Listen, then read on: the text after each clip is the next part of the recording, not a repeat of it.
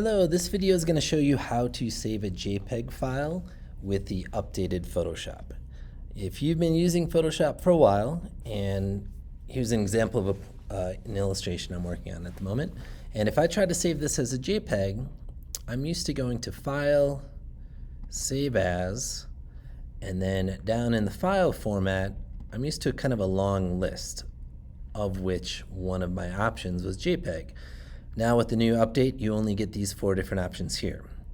Well, one thing you can do is you can click on the Save a Copy, and then when you click Save a Copy, now you'll get that long list that you're used to.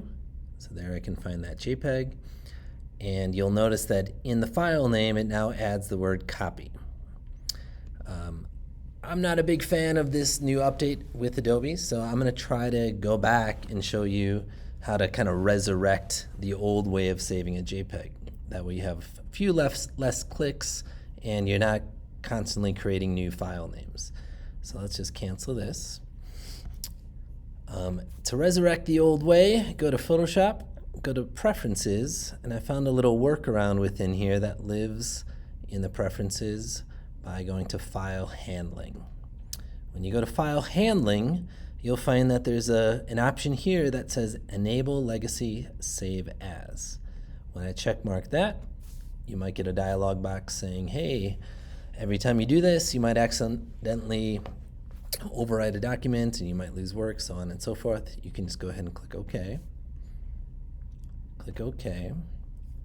And now I'll have a lot less clicks with my mouse to save this as a JPEG. So I go File, Save As. Now I've got that long list that I was looking for. I can select JPEG and I can automatically, keep my file name the way it is. Go ahead, click Save and replace it. And you get that dialog box again. And there we go. I can open it up, find my JPEG, and there it is. So I hope this helps you find that nice long list that you've been kind of accustomed to using. Thanks for watching. Have a great day.